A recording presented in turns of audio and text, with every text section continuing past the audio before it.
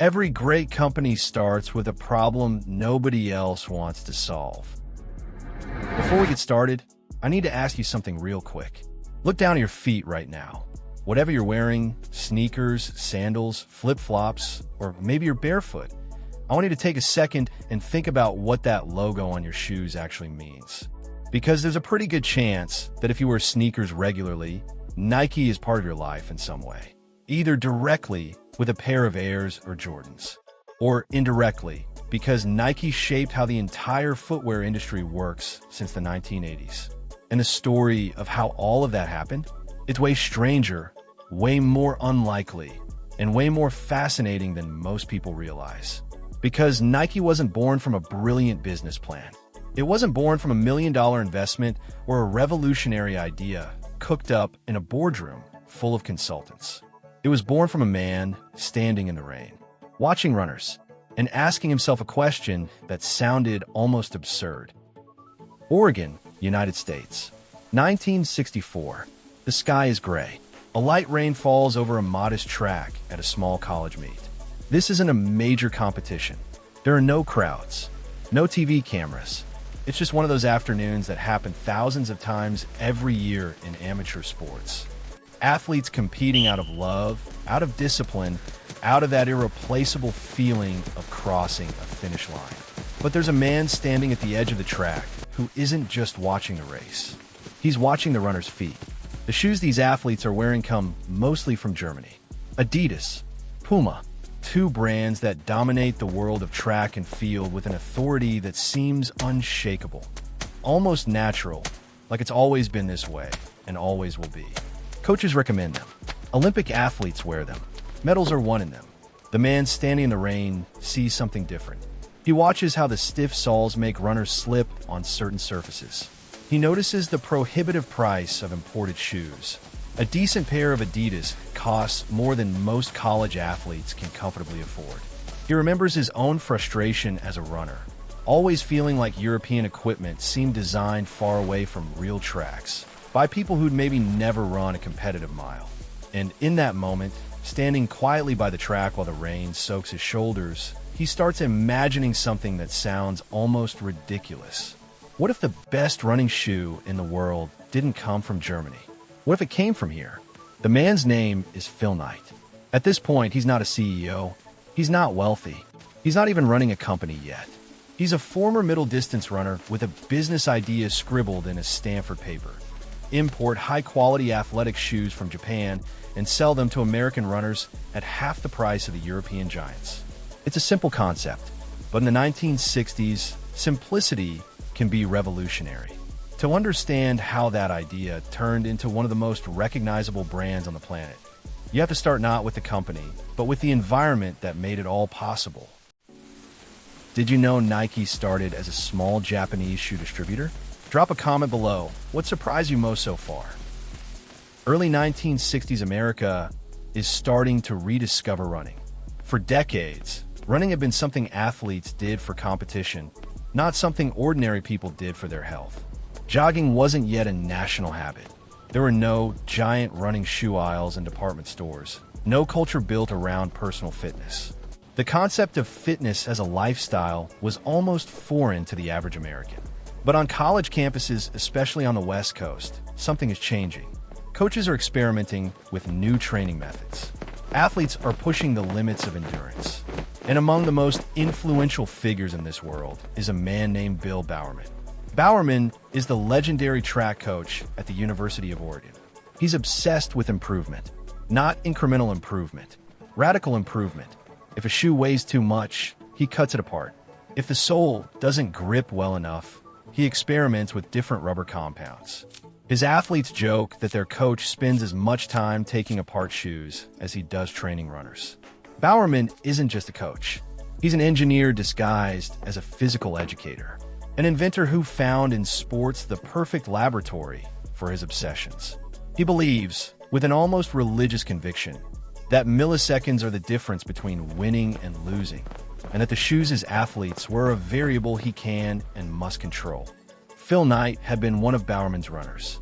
He wasn't the fastest guy on the team, but he was attentive, curious, observant. And years later, When Knight comes back from business school with his Japanese import idea, Bowerman immediately recognizes something important. This isn't just about selling shoes. It's about building better ones. The partnership that forms next becomes the foundation for everything that follows. Knight brings the commercial instinct, the market vision, the willingness to take financial risks that would make any accountant break into a cold sweat. Bowerman brings the technical knowledge, the credibility in the athletics world, and that particular obsession that all great innovators share, the absolute refusal to accept good enough when much better is still possible. Knight and Bowerman complemented each other in a way that rarely happens in business. One saw the market, the other saw the product. Together, they saw an entire industry. In 1964, Knight and Bowerman form a small company called Blue Ribbon Sports. The initial operation is almost comically modest. Knight sells his shoes out of the trunk of his car at track meets. The shoes come from a Japanese manufacturer called Onitsuka Tiger, the same company you know today as ASICS. Bowerman provides design feedback. Runners test prototypes. There's no marketing department, no retail network, no global strategy, just a belief that athletes deserve better equipment. Picture the scene for a second. Phil Knight, former college runner, accounting grad, driving to track meets in Oregon with boxes of Japanese shoes in his back seat. He sets up a small table, talks to runners, shows them the products, explains the technology, listens to feedback. It's the purest form of understanding a market. Direct conversation with the people who are actually going to use the product. The early years are fragile. Blue Ribbon Sports doesn't manufacture its own shoes yet. It depends entirely on importing products from Japan. Cash flow is constantly tight. Every shipment of shoes requires careful planning. Knight often waits anxiously for payments from stores before he can afford the next order. But the shoes sell. Runners like them. Coaches recommend them. Word spreads through the running community. There's something interesting happening here that most people don't notice when they look back at Nike's history. The company didn't grow because of brilliant advertising or abundant capital. It grew because the product was genuinely good, and because the right people, athletes, coaches, serious competitors, were telling each other about it. In the world of 1964, without the internet, without social media, without digital influencers, word of mouth from athlete to athlete was the most powerful marketing channel that existed. And Blue Ribbon Sports was, almost without realizing it, dominating that channel. If you were starting a business from scratch today, would you sell your own product or import and resell first? Tell me in the comments. I want to know what you think. Something was changing in America. In the late 1960s and early 1970s, running stops being a niche activity and begins an extraordinary cultural transformation. Several factors converge simultaneously. The health and wellness movement starts gaining traction. Doctors and researchers publish studies connecting aerobic exercise to cardiovascular health. The notion that any ordinary person can and should exercise regularly begins to seep into popular consciousness. Marathons, which had previously been elite events attended only by dedicated athletes, start opening registration to the general public. The Boston Marathon, which for decades had functioned as almost exclusive territory for high-performance athletes, begins to see participant numbers rise. Other marathons pop up in mid-sized cities. Jogging, light running, without competitive ambition, just for pleasure and health, becomes a phenomenon. People who had never set foot on a track start lacing up sneakers and heading out through residential neighborhoods. And every new runner needs the same thing, a decent pair of shoes. Blue Ribbon Sports is in the right place at the right time, but success creates its own problems. The relationship with Onitsuka Tiger starts getting tense. Knight suspects the Japanese company may be planning to cut Blue Ribbon Sports out of the distribution chain entirely. After all, why keep paying an American middleman when you can distribute directly? For a small company completely dependent on a single supplier, that possibility is terrifying. It's the kind of existential vulnerability that can destroy a small business overnight.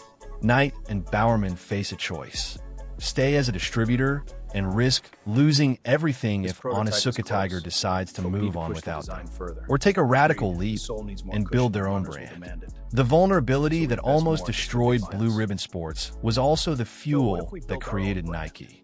Sometimes the brand threat instead that of looks distributing fatal others? is what finally forces Exactly. you to build new, something that can't be taken captures from you. this. I like it. In 1971, Blue Ribbon prototypes Sports are in. prepares What to do you think? launch its The grip first looks solid. independent What's line the of shoes. The launch company timeline needs a is name. updated. We can It needs a proceed. logo. Good. We're It needs set an to step identity forward. that can stand on its own. The name comes from a dream. Jeff Johnson, one of the company's early employees, actually the first full-time employee Knight ever hired, wakes up in the middle of the night with a word in his head. Nike, named after the Greek goddess of victory. It's short, sharp, easy to remember. Knight wasn't completely sold on it at first. He personally preferred another name. But with the deadline pressing and the decision needing to be made, Nike stuck. The logo comes soon after, with an equally unlikely story. Carolyn Davidson is a graphic design student that Knight meets at Portland State University, where she's doing freelance work to pay the bills. Knight hires her to create a logo for the new company. She presents several options. The Blue Ribbon Sports team looks them over. The curved, flowing mark Davidson creates, inspired by the wing of the goddess Nike and designed to suggest motion and speed, isn't anyone's immediate favorite, including Knight himself. But it works. Davidson is paid $35 for the work. $35 for the most recognized symbol in the history of commercial sports. The swoosh. Years later, when Nike was worth billions, Knight called Davidson back, formally thanked her, and gifted her with company stock, a gesture she could never have imagined that day. She handed over the sketch for $35. Did you know the swoosh was designed for $35? Drop a comment. What's been the biggest surprise in Nike's story for you so far? They arrive quietly, without major ad campaigns or celebrity endorsements. But they carry something important: Bowerman's relentless experimentation. And then Bowerman does something that becomes legend. One morning at home, Bowerman is staring at a waffle iron in his kitchen. An innovator's mind works this way. It sees connections where other people only see everyday objects. To most people, a waffle iron is just a waffle iron. To Bowerman, it's a mold. The grid pattern on the waffle iron gives him an idea. If the sole of a shoe could mimic that pattern, it could provide better traction without adding weight. The small protrusions created by the waffle grid would work like tiny anchors on the track surface, increasing grip without the heavy, inflexible spikes of traditional running shoes. Bowerman pours rubber into the waffle iron. The result, after several disastrous experiments and at least one completely ruined waffle iron, becomes the famous waffle sole. Runners love it. Suddenly, Nike isn't just selling shoes. It's inventing them. That distinction is fundamental. There's an enormous difference between being a company that resells products others make and being a company that creates products nobody else has made. The second company has pricing power. It has intellectual property. It has a reason to exist that goes beyond being cheaper or more convenient than the competition. The waffle sole transforms Nike from a distributor into an inventor. And once you make that transition, the game changes completely. Innovation rarely shows up in research labs or brainstorming sessions. It shows up when someone obsessed with a problem stares at a waffle iron and sees a shoe sole. In the early 1980s, Nike has a realization that changes everything. Athletic performance isn't just about equipment. It's about identity, about aspiration, about how people see themselves when they run, jump, compete. People don't buy Nike shoes because they need shoes. They buy Nike shoes because they want to be the kind of person who wears Nike shoes. That distinction sounds philosophical, but it has enormous practical consequences. If you're selling a functional product, you compete on specs. Your competitor launches a better sole, you launch an even better one. It's a technical arms race that eventually becomes commodity, where all the products are good enough and the only differentiator is price. But if you're selling an identity, you compete on meaning. And meaning is a lot harder to replicate than any technology. Nike starts investing heavily in associations with athletes whose careers embody determination, excellence and overcoming the odds. The strategy creates a powerful link between the brand and human achievement. And then, in 1984, comes what would become the most significant endorsement decision in the history of sports marketing. A young basketball player is entering the NBA. Michael Jordan. In 1984, Michael Jordan is talented but unproven. He just came out of the University of North Carolina, where he played exceptionally well in college. He was selected 3rd overall in the NBA draft by the Chicago Bulls. There's expectation around him, but not certainty. In the NBA, college talents frequently disappoint. The jump from college ball to professional play is enormous. Adidas is the brand Jordan prefers. He grew up admiring Adidas. He goes to Adidas first. Adidas isn't interested. Converse, which was then the dominant brand in American basketball, with contracts with Magic Johnson and Larry Bird, also doesn't offer the kind of partnership Jordan is looking for. Nike makes a bold proposal, not just a standard endorsement contract, an entire product line built around Jordan. Shoes, clothing, accessories. A sub-brand that would carry his name and image as its central pillar. The Air Jordan launch is bold, unconventional, and slightly controversial. The NBA initially bans the shoes for violating uniform rules. The Air Jordan was predominantly black and red, while league rules required footwear to be predominantly white. Nike turns the ban into marketing. The company publicizes that Jordan wears the shoes even though the NBA has banned them, cheerfully paying the fines, which Nike actually cover for Jordan. The controversy doesn't drive buyers away. It attracts them. Young Americans, athletes and non-athletes alike, want the sneaker the NBA tried to ban.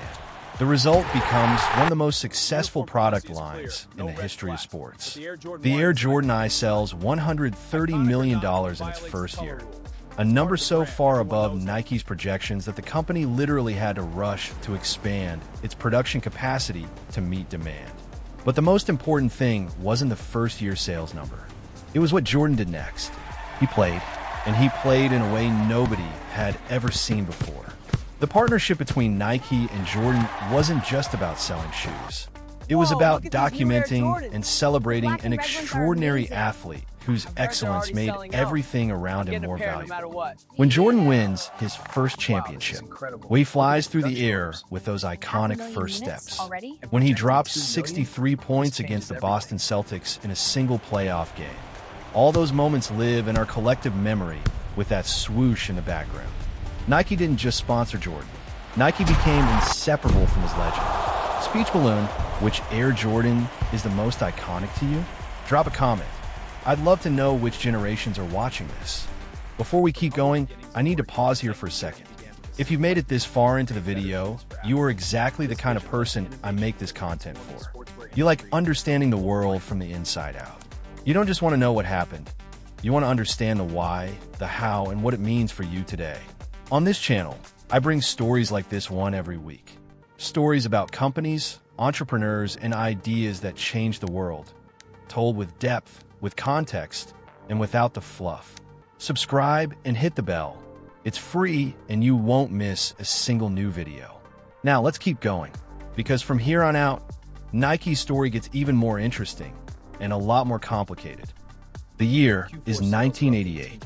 Nike has a problem that is, at the same time, a good problem and a real problem. The company has grown enormously. The Air Jordan line is a massive success. The Nike name is recognized by virtually every American who follows sports. But Reebok is outselling Nike in total revenue. Yes, in 1987, Reebok is bigger than Nike. Reebok dominates the women's aerobics market, a segment that exploded alongside the fitness craze of the 1980s. And that dominance is enough to put them ahead in total revenue. Nike needs something that transcends categories. A message that speaks to runners and basketball players, to women doing aerobics and men training for marathons, to professional athletes and ordinary people who just want to move more. Ad agency Whedon plus Kennedy, a partnership that started when Nike had a lot less money than it does now, and that would continue for decades, is tasked with creating that message. Dan Whedon, the agency's co-founder, finds inspiration in an unlikely place. You find it in Gary Gilmore. Gary Gilmore was an American criminal who was executed in 1977 in the state of Utah, the first execution by capital punishment in the United States after years of moratorium. His last words before facing the firing squad were, according to reports, "Let's do it." Whedon transforms that brutal, existential statement into something completely different. Just do it. No excuses. No procrastination. No waiting for the perfect moment. The slogan launches in 1988 alongside a series of commercials showing ordinary people running, training, pushing past their own limits. Not just professional athletes. Not just young and vigorous 20-somethings. An 80-year-old runner. A woman training alone before sunrise. A teenager on a rough neighborhood court playing pickup basketball. Just do it doesn't speak to the athlete you are. It speaks to the athlete you want to be. And that changes everything. Nike stops being a brand for athletes and becomes a brand for anyone who wants to move, compete, or challenge themselves. The addressable market. The number of people Nike's message can reach expands dramatically, and the sales reflect it. In 1988, Nike's revenue is around $800 million. By 1991, it's approaching $3 billion. The growth isn't linear, it's exponential. And just do it is the catalyst. 3 words, the simplest briefing imaginable. The most enduring result in the history of sports advertising. Just do it isn't a slogan. It's a philosophy compressed into 4 syllables. But Nike's story isn't just a highlight reel of triumphs. As the company grows and expands globally throughout the 1990s, the scrutiny grows too. And in the mid-1990s, Nike faces the biggest reputational crisis in its history. Journalists and activists investigate working conditions in the subcontracted factories that produce Nike shoes in countries like Indonesia, Vietnam, and China. The reports are disturbing. Extremely low wages, exhausting hours, poor working conditions, workers, often young women, earning a fraction of the price the shoes sell for at American retail. A shoe that retailed for $150 in American stores was being made by workers earning less than $2 a day. The gap was, for many consumers, unacceptable. Nike initially tried to distance itself from the issue, arguing that the factories were operated by independent subcontractors and that the company was not directly responsible for working conditions at those facilities.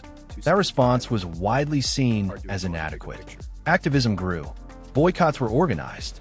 Students on college campuses pressured their institutions not to renew contracts with Nike. Protests took place outside Nike stores. The brand that had built its identity around human aspiration and personal achievement was now publicly associated with worker exploitation. The impact was real, not just in terms of public perception, but in sales. Nike faced difficult years in the late 1990s. The company needed to change, and gradually it did. Nike hired external auditors to inspect factories. It established minimum labor standards that suppliers were required to meet.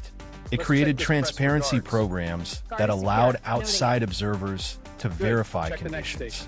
It increased sustainability efforts. The transformation wasn't instant. It wasn't perfect. Critics argue, to this day, that there's still much more progress to be made. But the Nike of the millennium's turn was a different company in terms of corporate responsibility from the Nike of the 1980s. And the image crisis left a lesson that many global companies are still learning. In a world of transparent information, you cannot build an aspirational brand on a production chain that contradicts the values you sell. Do you think major brands have a responsibility for working conditions in their subcontracted factories? Share your take. This is a debate worth having. Despite the turbulence, Nike keeps growing. Throughout the 1990s and 2000s, the company expands aggressively into new sports and markets. Soccer, the most popular sport on the planet, which Nike had largely neglected in favor of basketball and running, becomes a strategic priority. Nike signs deals with national teams and elite clubs. In 1994, it signs with Brazil, the most successful national team in the history of the World Cup. In 1998, when Brazil reaches the final of the France World Cup, 97% of the starting lineup is wearing Nike cleats. Tennis, golf, football, baseball, swimming. Every sport becomes a territory where Nike establishes a presence, and technology becomes increasingly central to the company's value proposition. Air. The cushioning technology using pressurized air chambers developed by engineer Frank Rudy, which Nike licensed in the 1970s, evolves in multiple directions. The Air Max, launched in 1987 with a visible air window in the sole, becomes a cultural icon that transcends sport and enters streetwear fashion.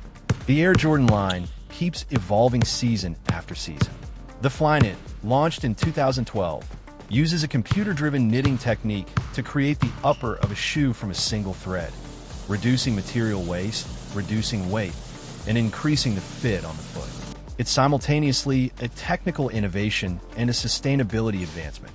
The Vaporfly, developed in partnership with elite runners, is accused by competitors of being so technologically advanced that it represents an unfair advantage.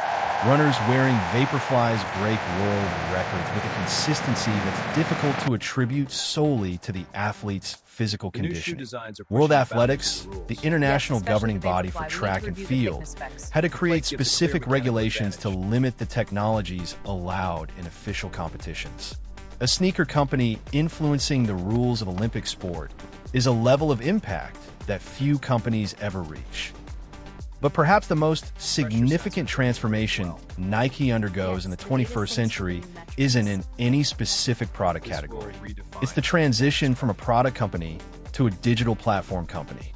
In 2006, Nike launches Nike Plus in partnership with Apple, a sensor that goes inside the shoe and communicates with an iPod to track distance, time, calories, and pace during runs.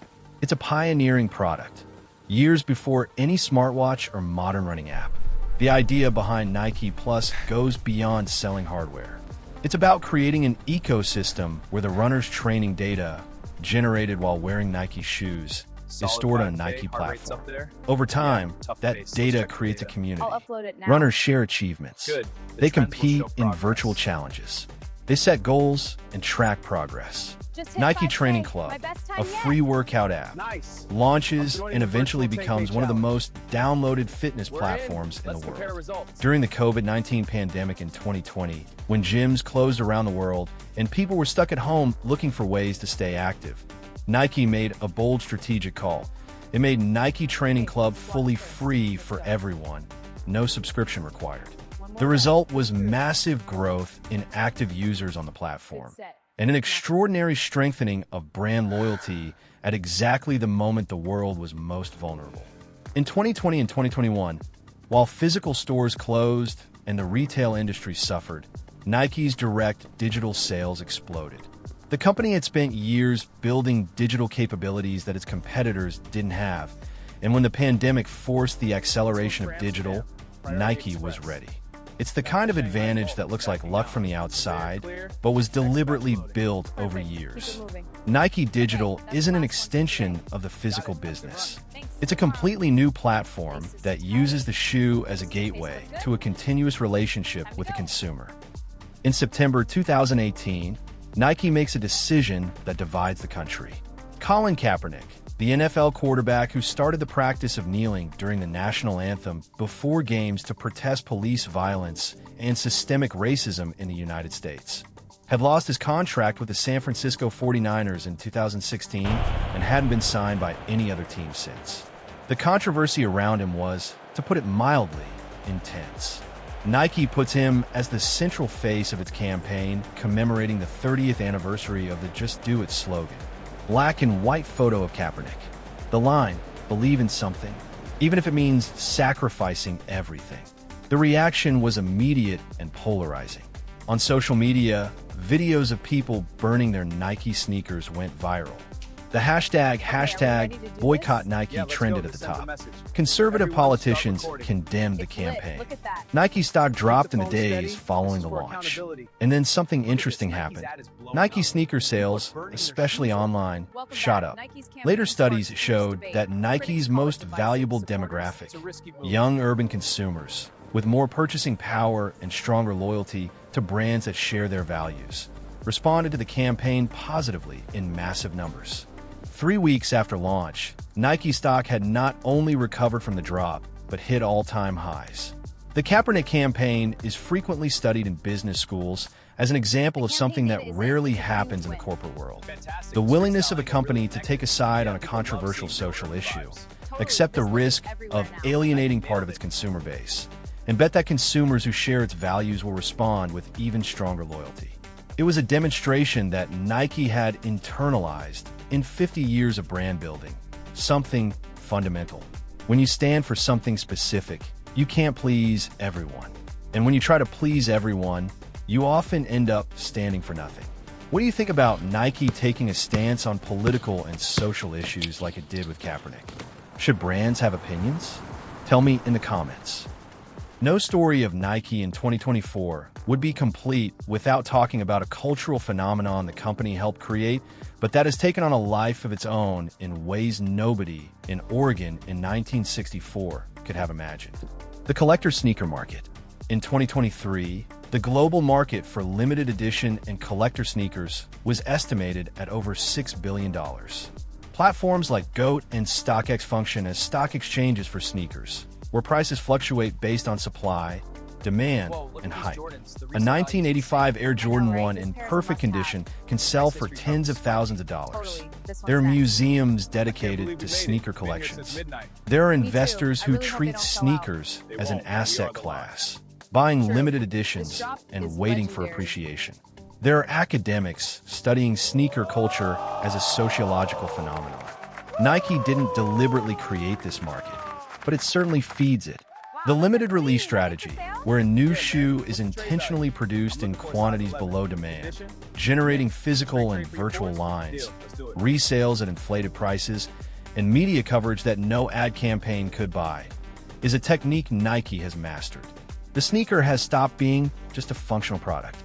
It's become a symbol of identity, a form of art, a cultural currency, and Nike sits at the center of that ecosystem. Not as a simple manufacturer, but as the curator of a culture that its most dedicated consumers embrace with a seriousness that rivals any other collective passion. Before we get to our conclusions, let's look at some numbers that help put what Nike has built into perspective. In 2023, Nike reported annual revenue of over $51 billion. To put that in perspective, the GDP of countries like El Salvador or Costa Rica is smaller than the annual revenue of a shoe company that started selling products out of the trunk of a car. Nike sells products in more than 170 countries. It works with over 1,000 suppliers in 41 countries. It directly employs more than 79,000 people, not counting workers in external supply chains. The swoosh is recognized by more than 90% of American consumers. In global brand recognition surveys, Nike consistently appears in the top 5 most recognized brands on the planet, alongside companies like Apple, Google, and Coca-Cola. The Air Jordans, by themselves, generate over $5 billion in annual revenue, more than the total revenue of many companies considered large and successful. Michael Jordan, who signed with Nike in 1984 for a 5-year deal valued at $2.5 million, now earns over $100 million annually in royalties from the Jordan brand. In total, the partnership is believed to have generated more than $1.3 billion in royalties for Jordan, making him one of the highest-paid athletes of all time, even decades after retiring from the game. A $35 investment in a logo, a couple of destroyed waffle irons in the name of science, and a question whispered in the rain beside a track in Oregon. Every great business story carries within it lessons that go beyond the specific business. Nike's story is rich with them. The first lesson is about the importance of starting small and learning fast. Phil Knight didn't try to create Nike from scratch. He started by distributing Japanese shoes, learning the market, understanding the consumer, and accumulating the knowledge that eventually allowed him to build something of his own. The car trunk was a school, not just a sales point. The second lesson is about complementary partnerships. Knight and Bowerman were different in almost every way. One saw the market, the other saw the product. One wanted to grow fast, the other wanted to improve with every iteration. Together, They were more than the sum of their parts. The best business partnerships are rarely between identical people. They're between people whose differences complement each other. The third lesson is about turning vulnerability into opportunity. The threat from Onitsuka Tiger to cut off Blue Ribbon Sports could have destroyed the company. Instead, it forced Knight and Bowerman to build something nobody could take from them. Their own brand, their own product, their own identity. Sometimes the biggest risk is having none at all. The fourth lesson is about the power of narrative. Nike doesn't sell shoes. It never sold just shoes. It sells the story of who you can become. Just Do It isn't a product description. It's an existential invitation. The most powerful brands in the world are, at their core, stories that people choose to tell about themselves through the products they use. The fifth lesson is about the inevitability of crisis and the importance of response. Nike faced labor crises, image crises, sales crises. No global-scale company makes it through decades without moments that threaten everything that's been built. What defines a company isn't whether it faces crises, it's how it responds to them. Nike made mistakes. It acknowledged those mistakes. And it changed. Not perfectly, not quickly enough for many, but genuinely. The sixth lesson is about innovation as a culture, not an event. The waffle sole wasn't a lucky accident. It was the result of a culture where someone like Bowerman could stare at a waffle iron on a Sunday morning and ask, what if? Innovation isn't a special initiative or an isolated department. It's what happens when curious, passionate people committed to improvement are given permission to experiment and fail and try again. Nike didn't win by having more money, more factories, or more distribution. It won by being willing to ask repeatedly for decades, how can we do this better? In 2024, Nike operates in a world very different from the Oregon of 1964. The challenges that define the company's next phase aren't about growth or distribution or marketing. They're about sustainability. The fashion and footwear industry is one of the most polluting on the planet. Producing a single pair of sneakers generates a significant amount of carbon emissions. The synthetic materials used in soles take hundreds of years to decompose. Global supply chains create enormous carbon footprints in transportation and logistics. Nike has announced ambitious goals, reducing carbon emissions across the entire value chain, eliminating the use of petroleum-based solvents in manufacturing processes, increasing the use of recycled and renewable materials, and developing programs to collect used shoes for reuse and recycling. The Move to Zero program represents the company's public commitment to those goals. But critics, and there are many of them, point out that the scale of the problem is so large that voluntary commitments and corporate sustainability programs are inadequate. That Nike, as a company that sells billions of products a year, has a responsibility proportional to its scale of impact. This debate between genuine corporate ambition and greenwashing is one of the most important of our time, and Nike is at the center of it, whether it wants to be or not. The next chapter of Nike's story will be written in its answer to that question. Can it find a growth model that doesn't depend on unlimited consumption of natural resources? Can it maintain cultural relevance as younger consumers, Generation Z, demand increasingly genuine environmental authenticity from the brands they choose to wear? The answers to those questions are still being written. Do you believe Nike and companies of its scale can be genuinely sustainable? Or is it all just marketing? Important debate. Tell me what you think. 1964. A man standing in the rain beside a track in Oregon, watching runners wearing German shoes, asking himself, what if the best running shoe in the world didn't come from Germany? That question, as simple as it was unlikely, set off one of the most extraordinary corporate journeys in modern history. A company that started selling shoes out of a car trunk, that survived the threat of losing its only supplier, that created a $35 logo that became the most recognized symbol in global sports, that invented the waffle sole with a kitchen appliance, that bet on a young basketball player named Michael Jordan when nobody else wanted him, that compressed an entire philosophy into 3 words, that faced image crises, change processes, and transforming markets, and that 60 years after that man stood in the rain with an idea, generates over $50 billion a year, and has its symbol recognized in every corner of the planet. Nike's story isn't ultimately a story about shoes. It's a story about the stubbornness of two people who believed they could make something better than what existed. It's a story about how simple ideas, executed with discipline and curiosity over decades, can create something that completely transcends the original product. It's a story about vulnerability transformed into strength, crisis transformed into opportunity, experimentation as an organizational culture. And it's, above all, a story about what happens when you ask a question that everyone else thinks is too obvious to bother asking. Why can't the best shoe in the world be made right here? Phil Knight asked that question in 1964. Nike spent 60 years answering it, and the answer changed the world. If you made it this far, thank you, seriously. This kind of deep dive into the stories that shape our world is what I do with passion on this channel.